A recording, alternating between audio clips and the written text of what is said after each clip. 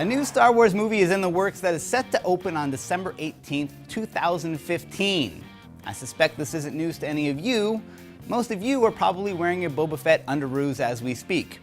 I mention it because amongst us are millions who have never seen Star Wars, or worse, have only seen the prequels. They're going to be playing catch up and they need your help. So for their sake and for the sake of everyone around you who's going to be dealing with your purely speculative critique of the new movie, I've made this top 5.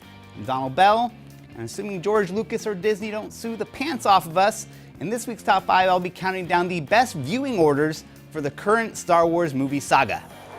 Starting off at number 5, episode order. Makes sense, right? You start off at episode 1 and make your way through the prequels before getting to the original trilogy. I recommend this to no one. First off, episode 1, The Phantom Menace, is universally regarded as awful to anyone over the age of 10. You're gonna lose people. If not with Jar Jar, then with 100 other unnecessary characters in that film. But most importantly, going in episode order spoils the biggest plot twist in the whole series. Certain family bloodlines are made abundantly clear by the end of episode 3, which makes it really weird in episode 4, the original Star Wars, that no one is telling Luke some very critical information about the guy he's trying to kill or the girl he's trying to kiss. Ew. So how about number 4? Chronological order. You go in the order they were made, starting with the 1977 original and looping back around to the prequels. You preserve the innocence of the original, the surprise of Yoda, and the plot twist that really anchors the whole entire series. This way works, but with one big flaw.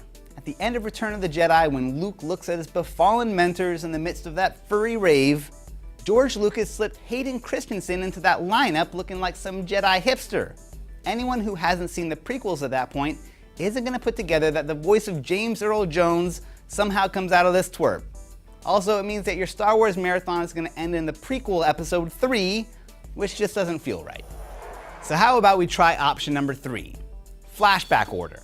You start with the original 2, episodes 4 and 5, establish the characters people actually care about, and then cut back to the prequels 1, 2, and 3 to see their origin story, and then end on 6, Return of the Jedi. This way there's no spoiling the original or the twist of Empire, you get the backstory of Vader when you're most curious about it, and you leave the most satisfying movie ending for the last, and this time, you know who the hell that skeevy ghost teenager is. But maybe there's a simpler answer. At number 2, the original trilogy. Keep it short and clean. Who says we even have to acknowledge that the prequels exist? Jar Jar can be a secret we keep from our children like Disney's Song of the South. The new Star Wars, Episode 7, is set to take place 30 years after Return of the Jedi. If that's true, then everyone from the prequels is probably dead. The original trilogy will be more than enough to get people up to speed, and then it's just on you to explain why that ghost at the end looks like a hungover Starbucks barista. Which brings us to number 1. Machete Order. Conceived by Rod Hilton and named after his blog, Machete Order takes the flashback order and does something magical. It goes 4, 5, 2, 3, 6, and it treats episode 1 like the forgettable, unnecessary bastard that it is. All of the most flinch-inducing parts of the prequels are gone. No Jar Jar, no pod races, no Darth Vader in diapers, no trade disputes, no midi-chlorians. It's actually astounding how little episode 1 matters to the rest of the story.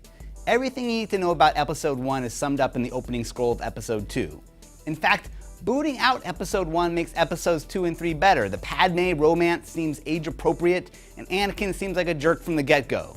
It also makes Return of the Jedi better because you jump from Anakin's fall to the dark side straight to Luke's parallel story of temptation, ending in redemption this time. I know it sounds sacrilegious, mixing the trilogies up, but give it a shot.